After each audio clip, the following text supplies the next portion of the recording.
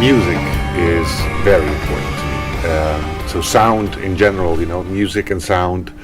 I even don't see the difference between music, sound, and the visuals. It's all the same thing to me. In my brain, it's in the same little compartment. So when I start the film, I have to know what my music will be like. Because if I don't have the music, I don't have the DNA of the film. The DNA of the film is basically the sort of effect that it has on you emotionally. So I have to know at first what the music will be like. Not exactly. When I am writing a new piece of music for the film, for example, I need to have a demo of it. I need to have the melody or the rhythm or the harmonies. And then when I start working, I have my demo, let's say guide track of the sound. I start working on the visuals, and then I discover that the music actually needs to be changed because of the visuals. I change the music, then I change the visuals again to the music, change the music again, and it grows together very slowly until they come together and become one animal.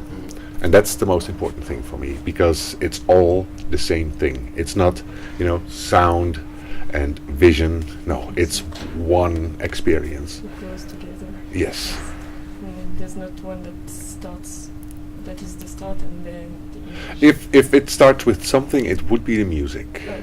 Yeah, because, music immediately gives me this sensation without understanding why. Is that the music that gives you the idea of the movies that you make? Not always, but it gives me the emotional experience. You can have certain storylines or characters, whatever, but it still depends very much on the interpretation. Whether it's actually funny, what happens. This guy is falling off down the chairs and he breaks his legs. It could be very funny. It could also be very tragic. It could be something meaningless. It all depends on the energy of it, the charging of the events. And the charging, this is what I call the DNA, is in the music. So the music tells me whether we're actually telling a sad story here, or whether we are going into scary places or, unsettling, uncomfortable places. The music usually is my bunch of keys that opens up all these doors to go into these places.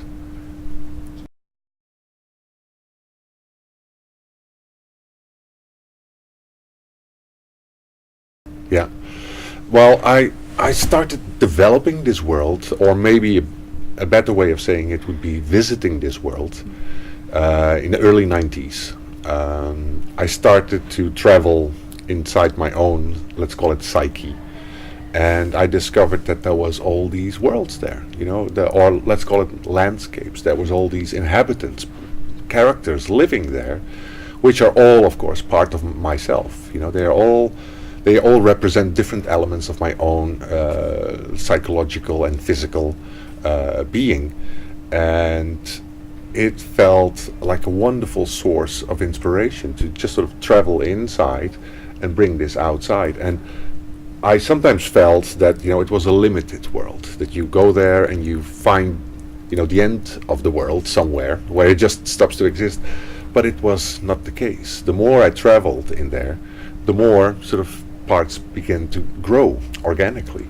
It was just out of my vision. Yes. So it was still in the mist, let's say, but that doesn't mean that there was nothing there. I just hadn't been there yet. Yes, you walked through the mist. I'd walked through the mist, and suddenly there was all these new places. So in a very practical way, you could say that the world's just expanded and became bigger. But to me, it feels like I just know more and more about it. It's almost like being on expedition and mapping out, all the different continents of the world. There is big pieces where we haven't been before, so we write down terra incognita. But as soon as we visit there, we call it America. We know, and this is basically what it is. It's the adventure, the journey, of an artist sort of exploring his own inner worlds, and it seems to be limitless.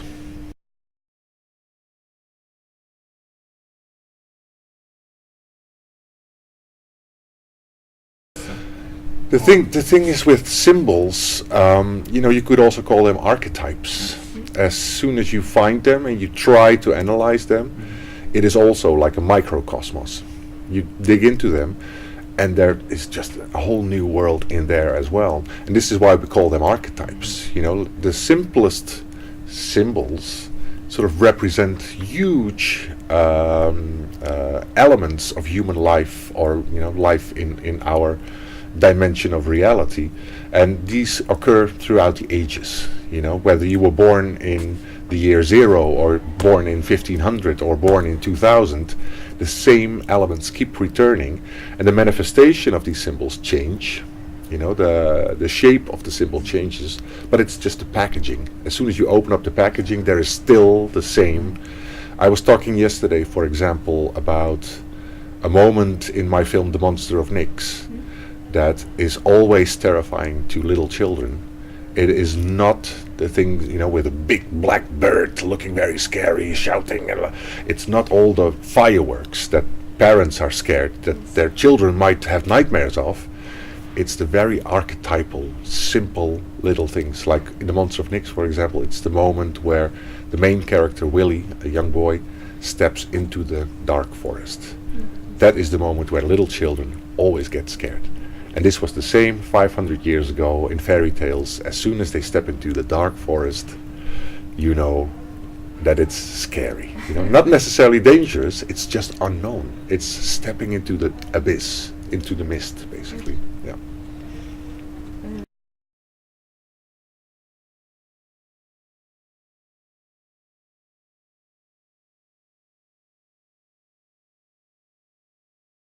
It's just The suffering you're talking Yes. about.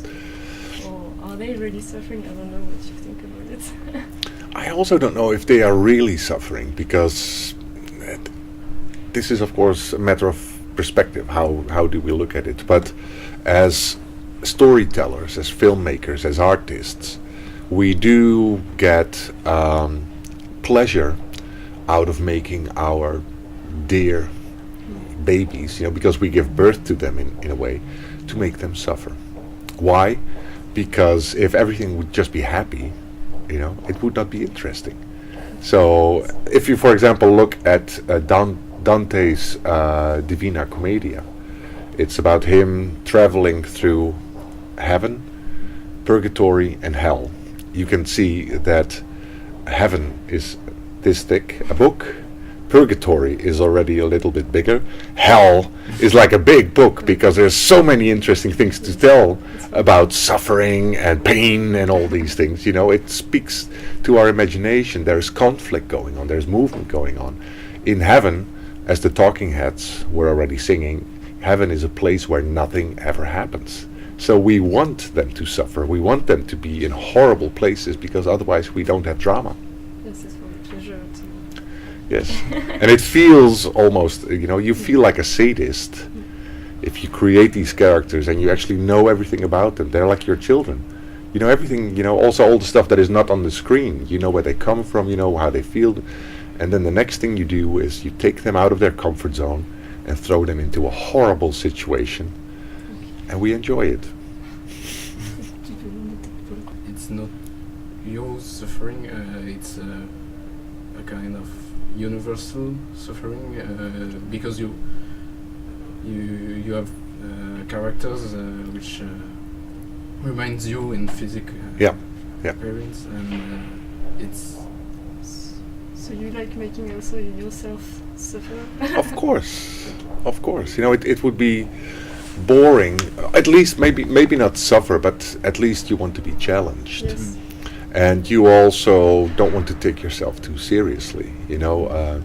I like it also to mock myself, or at least the characters that have my visual. In my films, there is one character who actually has my face and my nose, and it's a guy called Virgil, and he is basically the supreme being. He is the master of the universe, and still he always loses control in the films. And of course, this is me mocking myself, thinking that I'm in control of my work, but I'm not. In the end, it's just a sort of random series of accidents. You cannot control it, and that's a good thing. The great thing is that it always works out differently than how you planned it. And for a control freak, this is a nightmare. And this is what happens to Virgil as well. So when you make your movies, more accidents that makes you. Oh yeah, uh, oh yeah, Make them. yeah, and that's a great thing, you know, because it would be so boring if it was exactly like how I imagined it. You know, you would just get a replica of your imagination or your fantasy. But now your imagination or your fantasy is only the starting point of something, and then it starts to lead its own life. You know, it never works out, and you discover all these new things that you didn't. That's why it's a journey. You know that where you want to go on vacation or where you want to go on expedition, but you don't know which monsters you will meet on your way, and that makes it interesting. That's why we thought that maybe the technique, 3D technique, allows you to travel more, maybe without. No, it's the combination. It's the combination of techniques that where I always try new things. You know, I don't want to know what the result will be. I want to take the risk, and every time there's the danger that it might not even work. You know, we thought of these things of how to combine live action with CG and projection and all these things, but you don't know if it works because nobody wrote a book about it yet. You know, this is how to do it. You're pioneering. You go off to terra incognita and you try to establish some sort of civilization there, but you don't know if it will work. And every time when I'm making a film, there is a moment where I feel like, fuck, this time it's not going to work. You know, this it's a failure. Because it's really difficult to invent the wheel, basically, because that's what you're doing every time. And yeah, it's scary, but also exciting. Keeps you awake. When you make the film, you use live action. Yeah. So when you are lost, do you improvise sometimes, or?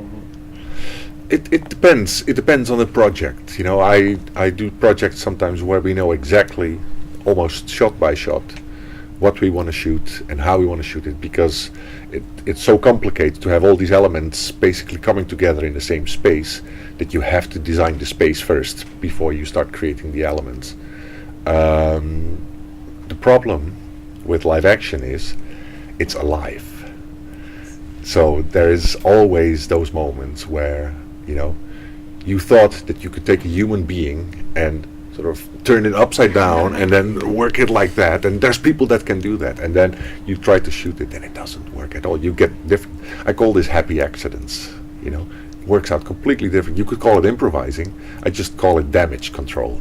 You know, it's all failing basically, and still we sort of have to bake a film out of all this. Yeah. Failing is very important for you. Oh yeah, yeah, yeah. That's basically what learning is all about. You know, you fail, and then you try again, and you fail better next time. I think we've gone through it. Is there any questions no one has asked you want to answer? Something you want to tell us more Yeah. about your movies? Yeah. Did you see the films? Yes, one or two. He was there at the masterclass. You were there yesterday. Ah, okay. So what did you think of it? It was very, very interesting. I saw just one Lonely Bones at Annecy. All right. Last year. Yeah. And I discovered yesterday the whole world Yeah. that you created, and it was like and yes, it was a very Yes, we get introspective. a bit lost, I think, for example, when I started reading the graphic novel, Yeah. there's so much things, as you say, the parts of your world Yeah. that makes it really large and wide. Yeah. So Yeah. it's really, I really like this part.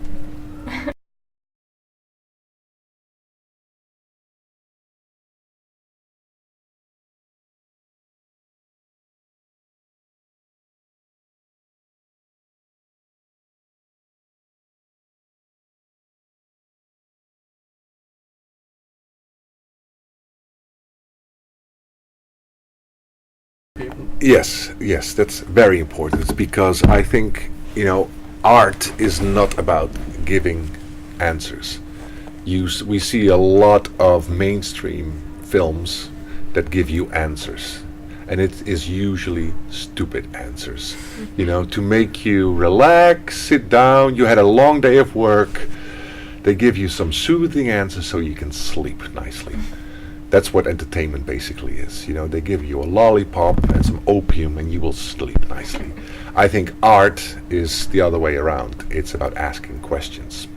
You know, the films that changed me, the art that actually made me look at the world differently are the ones that ask me questions and make me stay awake instead of falling asleep. And me waking up the next morning and still chewing on the same questions and thinking about it. You know, this is why it's vitamins for you. You know, it's not sugar and opium, it's vitamins. You know, sometimes you have to chew really hard on it, and it's actually hard work to do it, but it's good for you. You know, and you learn to appreciate this, and the exercise of being challenged and being questioned actually makes you feel that you're developing, you're moving on, instead of just slowly changing into this sort of blob that is slowly falling asleep. And I try to do that with my work as well. You know, it's about a dialogue, not just a monologue. You sit down, I tell you a story, now piss off. No, it's about a dialogue. I finished my film, now it's your turn. Now it's your turn to tell me something about you and to think about this. So yes, that's why there's a lot of mirrors, literally, but also sometimes, you know, just in the open character of the narrative, for you to project your thoughts on. I told you yesterday as well that I find it always very interesting to hear people's interpretations, because they tell me their stories, not their version of mine. No, they tell me their stories. Yes, that's why you have archetypes that yes. people can refer to. Exactly. Yeah. Yeah. And is that because of this that you want to? Yesterday you said you want to talk to people's soul and not to their head. Yeah. Is that in that way of thinking? Yes, that's what art is. I think, you know, art is one soul trying to communicate with another one. And when you make a film, do you, in that way, also think with your soul before with your head? Yes, yes. It is literally like music. You know, suddenly you feel melodies or harmonies, whatever, and the tool, you know, the piano or the guitar, whatever your tool is basically only there for you to hunt down that emotion. You know, it's not about the tones, because there's only so many tones or notes on a piano, but it's about the combination of the tones that recreate the feeling that you have, and you use this as a vehicle to express that feeling and share it with somebody else. I remembered about something that I noticed in your movies and that I asked myself about, is about loops and mise en abîme. Yeah. And I was wondering if there was particular meaning of, or if we were... It's the cycle, basically. You know, cycles, or the circle in general, which is, I think, the archetype of archetypes, is a recurring theme in all my films. It's different types of cycles. You know, you could interpret it also in many ways, whether it's about the wheel of destiny, you know, that you for every up there also has to be a down, all these things, but it's also repetition. Yes. You know, I move away a little bit from the classical narrative curve, using the recurring wheel. You know, one could actually even say there's the male dramatic curve, which is all about building up, ecstasy, orgasm, and then you're falling asleep. Or there's the female dramatic curve, which is about every month again, you go through the same period, and then you get out of it again. And, you know, it's sort of a repeating thing. It's basically the goddess that gives birth to her children and eating them at the same time. And there's another 1,000 of those elements, yeah. And it's also, of course, one mirror opposed to another, and, you know, the reflection bouncing forever, yeah.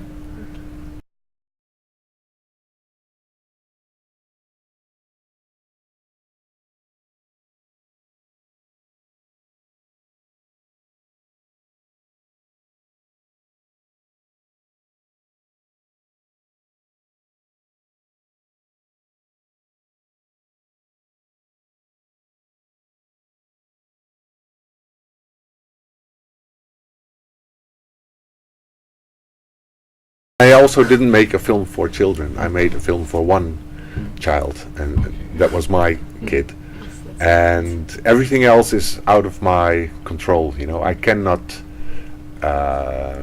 tell you whether people will like it, whether children will like it, because I don't know these individuals. You know, I simply don't believe in target audiences, that they are all sheep who will all eat the same crappy food. I don't believe in that. I believe in individuals with all their individual tastes and their individual views, and it's the same with children or very old people.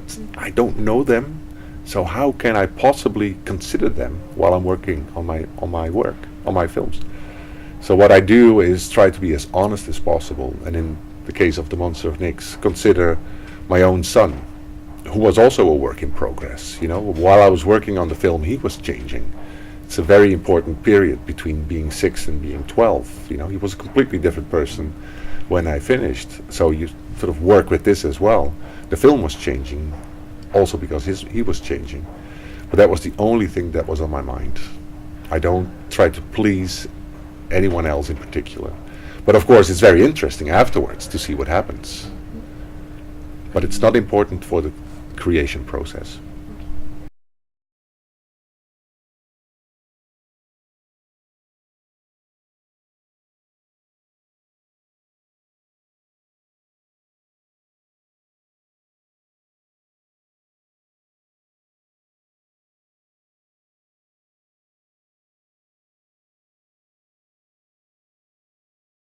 That was very important to me to discover that there was actually an audience for my things. You know, the Mind My Gap graphic novel was, as I said, a very personal thing that I basically just did for me, and I put it online, and then you discover that, oh, it might not be for everyone, it might not be a mainstream thing, but if I have 4 people there and 5 people there and all over the world, you know, there's a few individuals that like it, that actually means that you still have a substantial audience.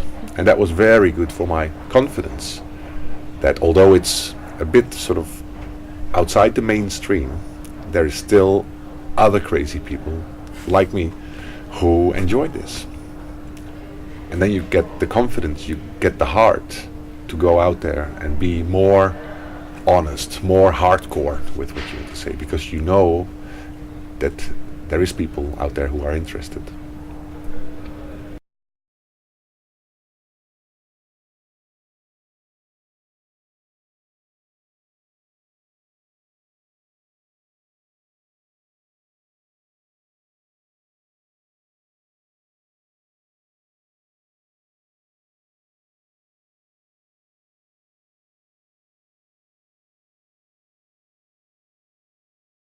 No, Lonely Bones was almost my therapy film, because The Monster of Nyx was the first film that I didn't make for me, but I made it for him, Max, and it took a long time. It took 6 years. So I felt that after 6 years of behaving myself, you know, because I wasn't just using all the inspiration, I was doing it for him, so in a way I was also censoring myself, I was behaving. I felt that at the same time all this black matter was collecting itself in my system, and it just needed to come out, and that was Lonely Bones. And I knew that I was in trouble, that I was now making a film that maybe nobody wanted to see, but it just wanted to come out. You know, I needed to get rid of this big ball of black energy. And I would have been perfectly happy if I had finished the film, got it out of my system, and then it was not selected anywhere, it was not screened anywhere. I would have been fine with that. But it is proof that you can never tell these things, because it's actually doing very well all over the world.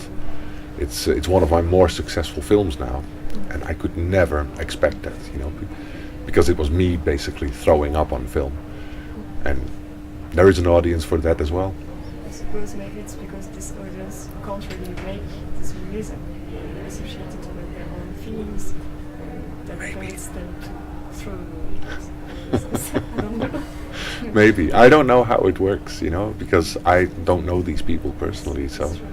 But it's great to see that, you know, also hardcore stuff that basically just comes vomit it out on film like that, even that is appreciated as long as it's honest and sincere. You can do that because you are your own producer also? No, I can do that because I want to. Because with Bones, you can do it too, you know. No, because with Bones, it was slightly frustrating because I couldn't get it financed. At least not, you know, the money that I actually need to do it properly. I found money in France eventually, so it's officially a French film because the CNC paid for it. So I got the signs, you know, from the world, like, okay, nobody wants this, you know, like they just looked at the script and the proposals and they were like, no. So for me, you know, I did it anyway. It was my way of giving the finger to the world. Like, you know, maybe you don't give me money, but you can still not stop me from making it. So I did it anyway. And now seeing it being so successful is of course even better, you know. Now it's not just my finger to the world, it's my golden film, my golden finger to the world. Yeah. So you would like to tell other filmmakers to maybe act the same way if they have a film to make, not to wait for money but to make it? Well, I'm in two minds about this because you know, my films are not cheap to produce. There's also the risk, especially in animation, that there is almost this culture of poverty and doing it always sort of low budget or no budget, whatever. I think it's also good to show that A Monster of Nyx is possible, you know, that I actually managed to get proper financing for it. And as I said, it's quite a big chunk of change. We needed serious money for it.